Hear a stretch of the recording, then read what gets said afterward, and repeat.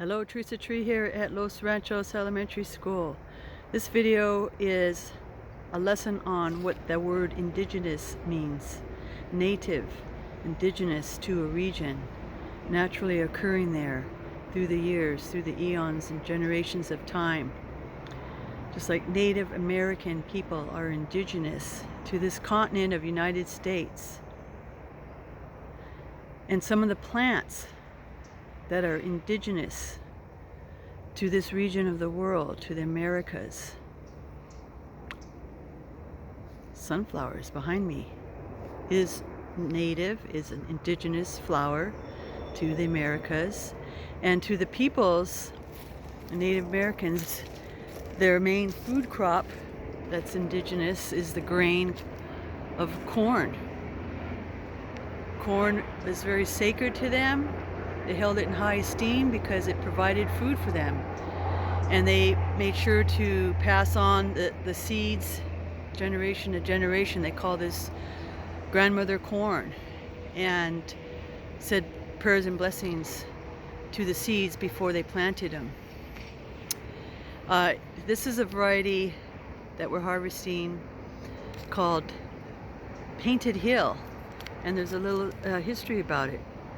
This one is a hybrid developed between Painted Mountains from the Rocky Mountains here in the United States and Painted Hill from Luther Hill, one of the places in the Rocky Mountains. So they combined the seeds from both of those parents and made this new variety called Painted Hill.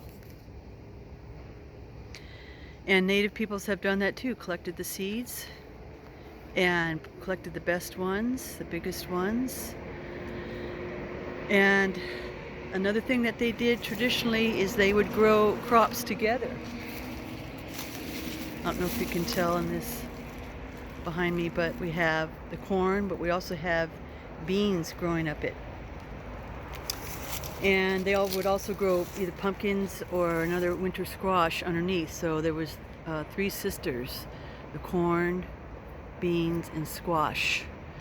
And they had a legend about three sisters and how they cooperated with each other, got along with each other, and helped each other out. And there's a whole story that you can read about and learn about the three sisters. And it's based on biology too, that the corn is tall, big stalks, and then the beans can grow on the stalks and get supported by the corn, and they provide nitrogen in the soil. And then the squash just grows flat on the ground and it's like a cover crop. It covers the ground with big squash plants. So there's a lot to learn from our past and from the history of how peoples tended to the earth, and now we're carrying on that tradition with One Cool Earth and Earth Genius. Now you guys are the stewards in the next generation taking care of the earth. And respect all indigenous cultures and peoples and traditions. Bless you.